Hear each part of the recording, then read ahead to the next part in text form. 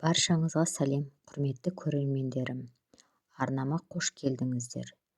Біз бірге қызықты тақырыптарға енетін оқиғалармен бөлісетін боламыз.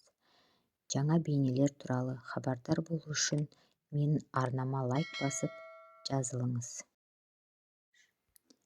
Баласынан безген әйел. Бірде әуестің анасы: балапан, біздің үй жақта бір қыз бар, өте пысық қыз екен. Ернұрға алып берсеңдер қайтеді, деді. Амандық пен әуес қызды көруге барады. Қыз ерлі-зайыптылардың көңілінен шықты. Ернұр тула бойы тұңғыштары ұлдарының аяқталуына екеуі де ішпей тілеулес еді. Ернұрды ертіп барып қызды көрсетеді. Қыз Ернұрдың да көңілінен шыққан сияқты.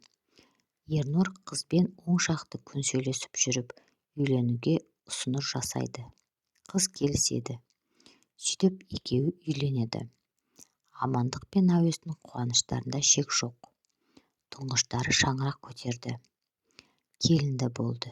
Үлкені аяқтанса, қалғандары да ағаларының жолымен жүретіні аян.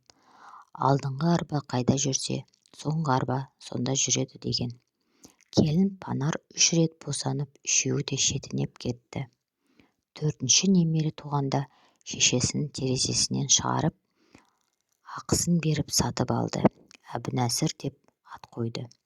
Әбінәсірге 3 ай толғанда бір күні Панар 3-ті күйлі жоқ болды. Қайда баратынын да айтпаған. Бұлардың іздемеген жері жоқ. Бірде әуестің сіңлісі Дәмегүл Алматыға барады. Бір жерде Панарды көріп қалып, артынан қуып барып жөн сұрайды. Панар сонда да жөнін айтпайды. Оның мекен жайын алады. Сонынан Ернұр барып алып келеді. 6 ай бойы қайда не істеп жүргенін күйеуінен де жасырады. Ернұр ата-анасынан бөлек шыққылары келетінін айтып рұқсат сұрайды. Талғарға барып жұмыс істеймін дейді. Алдымен Ернұр мен Панар Талғарға барып пәтер тауып келеді. Сөйтіп бөлек шығады. Амандық пен әуес бір айдай уақыт өткенде қалай тұрып жатқандарын білуге Талғарға баласының үйіне келеді. Ернұр Маралсай деген жерге құрылыста істеп жүр екен. Ата-ана байғұс бұларға бір табан жақындамақ боп келгеннен Талғар ауданының ауылына көшіп келеді. 6 қараға үй салып алады. Әуес базарда шекілдеуік сатып, Амандық болса ер жеткен балаларымен совхозға жұмыс істейді. Бірде шемішке сатып отырса, қасына ақ жигули кеп тоқтайды. Әуес құдағиының сіңлісін күйеуін тани кетеді. Солармен бірге үйге келсе, Әбінәсір немересі отырады. Амандық та үйге болатын.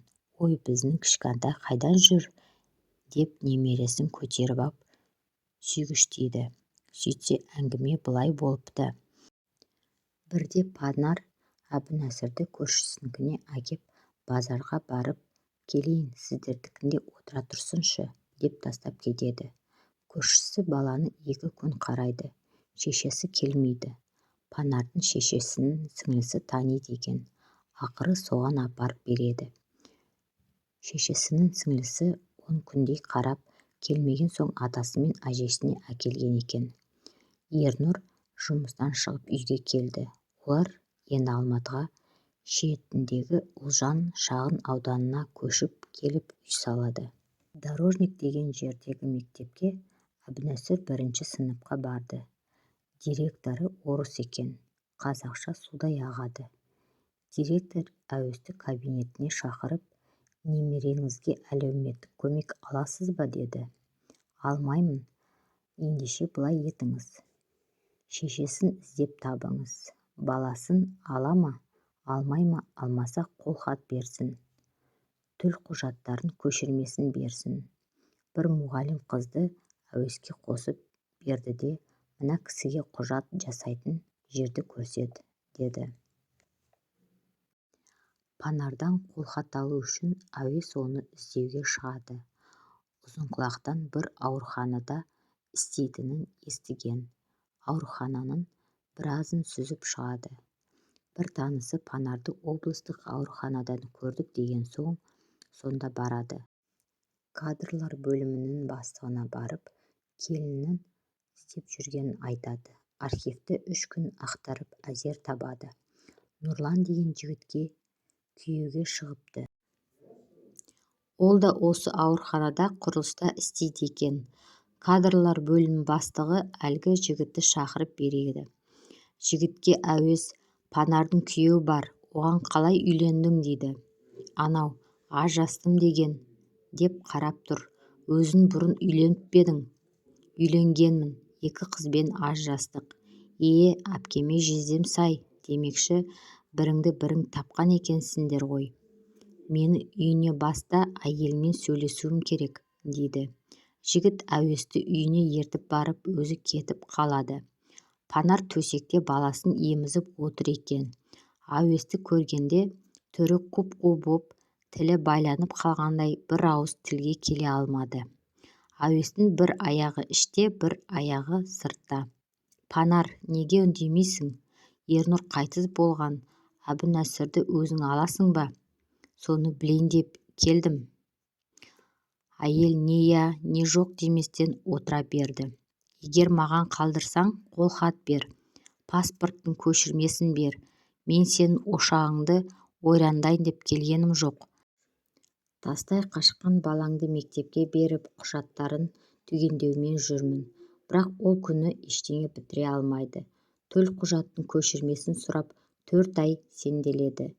Ең соңында кадрлар бөлімінің бастығына келіп, әлгі Нұрлан деген жігітті шақырып беруін өтінеді. Шақырып береді. Ашуға булыққан әуес, мені осынша қаңғыртқандарың үшін мен де аямаймын сендерді. Сені жұмыстан шығартамын. Әйеліңді аналық құқығынан айыртамын. Ол баламен ажыраспай тұрып-ақ сенімен үйленіп алған. Туған баласын тастап кеткен, дейді. Апатай, осы жұмысқа әзер орналасып едім. Қолхатты мен алып беремін, деп жалынғандай кейіп танытты. 10 күннен кейін келемін, қолхатты алып дайындап қой, деп кетті. Айтылған мерзімде үйлеріне барады. Панар 180 градусқа өзгерген. Апа, келіңіз, жоғары шығыңыз, деп бәйек болады. Қызылдап шай құйды. Ішкісі келмеген, бірақ асты қорлау, күпілдік.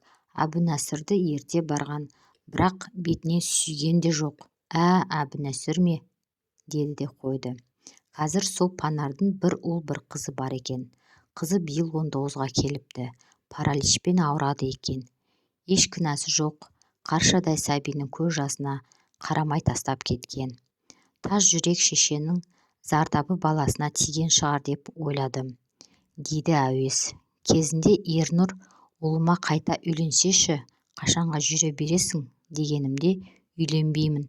Өзінен тумаған балаға бөтен әйел қараушы ма еді? Балама ешкімге шапалақ салдырмаймын, деген еді. Өзі 1 жылдан кейін дүние салды. Сөйткен Әбунәсірі әжесінің жетелеуімен мектепті жақсы бітірді. Университетке түсіп, оны да ойдағыдай тамамдады. Былтыр 2019 жылы отбасын құрды. Қазір әжесінің қамқоршысы. Өкінішке орай, Әбунәсірдің қызығын атасы амандық көре алмады.